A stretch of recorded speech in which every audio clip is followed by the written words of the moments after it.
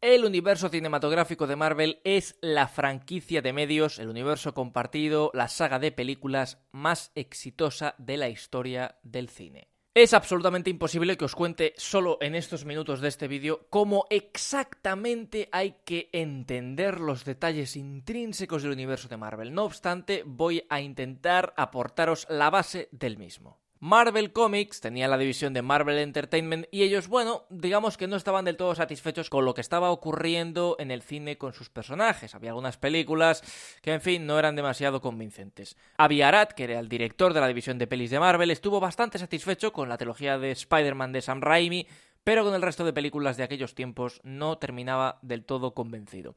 Así que se formó Marvel Studios, el primer estudio de cine independiente importante desde DreamWorks. Y aquí entra en juego un señor al que todos conocemos, que lleva gorra y se llama Kevin Feige. Kevin Feige dijo, bueno, nosotros tenemos los derechos de muchos personajes, como Iron Man o Thor. Y la gente le dijo, bueno, pero es que esos personajes no molan tanto como Spider-Man o como los X-Men. Y él dijo, hold my beer. Desarrolló un plan en el cual lanzaría películas individuales de los personajes protagonistas del universo y después les uniría en una peli crossover, en una unión que llamaría Los Vengadores. Y a partir de aquí comenzó el universo MCU, el universo cinematográfico de Marvel, en el que todo estaba conectado entre sí. Este proyecto era absolutamente gigantesco. Si salía mal, sería un desastre de dimensiones astronómicas para el estudio, que estaba metiendo muchísimo dinero en el proyecto. Si salía bien, se podía convertir en la historia más exitosa de negocios de superhéroes y del cine. Spoiler, salió bien. Se contrató a Jon Favreau para dirigir la primera peli del universo, con Robert Downey Jr. como protagonista. Robert Downey Jr. era un actor que había caído en desgracia después de un montón de problemas con las drogas y, bueno, digamos que quizá ser la cara de Disney no era lo más adecuado para él. Sin embargo, fue todo lo contrario, se confió en él y él aseguró que sería un ejemplo, y así fue y así ha sido. Se decidió dividir el universo en fases que terminarían con un evento muy importante o con una especie de, peli de unión. La fase 1 estuvo formada por Iron Man, The Incredible Hulk, Iron Man 2, Thor, Capitán América, el primer Vengador y Los Vengadores. La fase 2 estuvo formada por Iron Man 3, Thor The Dark World, Capitán América, el Soldado de Invierno, Guardianes de la Galaxia, Vengadores la Era de Ultron y Ant-Man. Y la fase 3, la más extensa, estuvo formada por Capitán América Civil War, Doctor Strange, Guardianes de la Galaxia Volumen 2, Spider-Man Homecoming, Thor Ragnarok, Black Panther, Vengadores Infinity War, Ant-Man y la Avispa, Ant-Man and the Wasp, Capitana Marvel, Vengadores Endgame y Spider-Man Far From Home. Hay que decir que la línea temporal no es exactamente esta y ahora os voy a resumir muy rápido la línea temporal verdadera, la real, de las películas de Marvel. Esta es la correcta, la que yo os voy a dar. No obstante, antes de eso quiero hablaros de algo más, y es que Marvel Televisión, que ahora ya forma parte de Marvel Studios, antes era una pequeña división y sus series se emitían en diferentes cadenas, como por ejemplo la ABC o Netflix. ¿Qué series forman parte del universo cinematográfico de Marvel de ABC?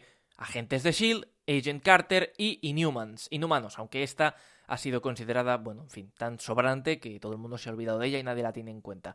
No obstante, Agentes de S.H.I.E.L.D. es una serie realmente buena y destacable, sin duda la mejor del universo Marvel. Protagonizada además por Clark Gregg, que es obviamente el personaje con más tiempo en pantalla de la historia del universo cinematográfico de Marvel gracias a esta serie, y además hay series de Netflix, como digo, que son Daredevil, Jessica Jones, Luke Cage y Iron Fist. Además de The Punisher, estos cuatro primeros juntos forman Los Defensores, que también tiene su miniserie. Pero es que además hubo una serie en Hulu, que fue Runaways, seguida por otra que fue Hellstrom. Y además en Freeform se estrenó Cloak and Dagger. No obstante, a partir del año 2019, del año 2020, ya se confirmó que las series que iban a formar parte del universo Marvel a partir de ese momento eran supervisadas en Marvel Televisión por el propio Kevin Feige y iban a estrenarse en Disney Plus, teniendo muchas más conexiones que las otras series. Por ejemplo, Agentes de S.H.I.E.L.D. y Agente Carter, pues sí tenían a los protagonistas que formaban parte además de las pelis.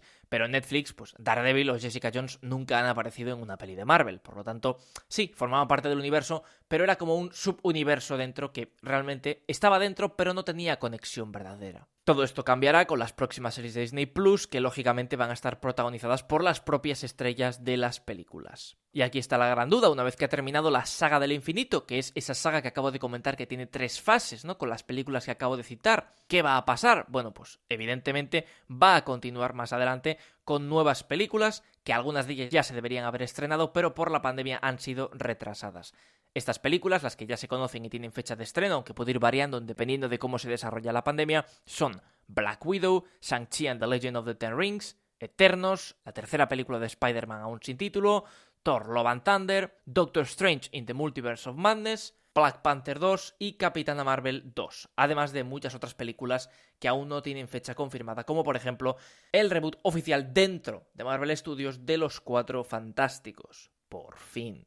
Y también hay series, como digo, como WandaVision, pero también de Falcon and the Winter Soldier, Loki, What If, Hawkeye, Miss Marvel, Moon Knight o She-Hulk. Todas estas por estrenarse en la plataforma.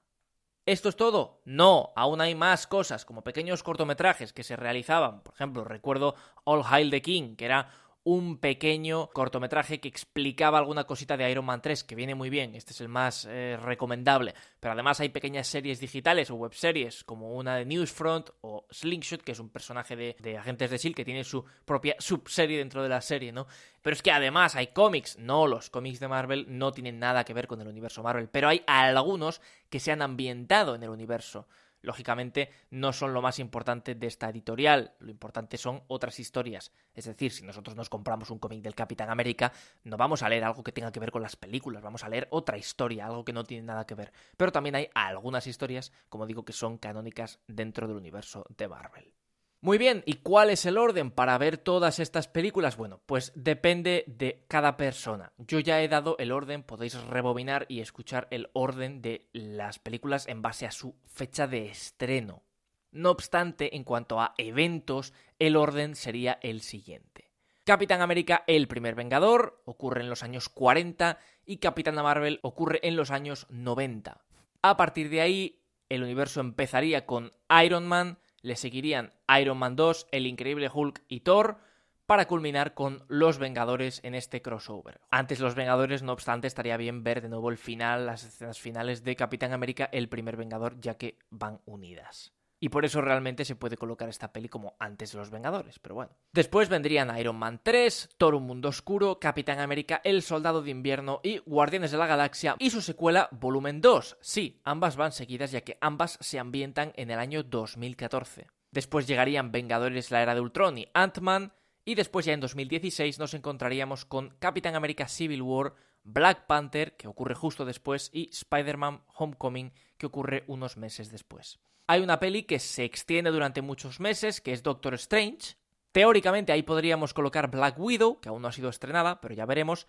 Pero lo que está claro es que las pelis que hay que ver antes del gran final son Thor Ragnarok y Ant-Man y la Avispa. Ambas películas, sus escenas finales, más bien sus escenas postcrédito, conectan directamente con las dos grandes películas finales, que son Vengadores Infinity War y Vengadores Endgame. Vengadores Infinity War 2018, Endgame 2023.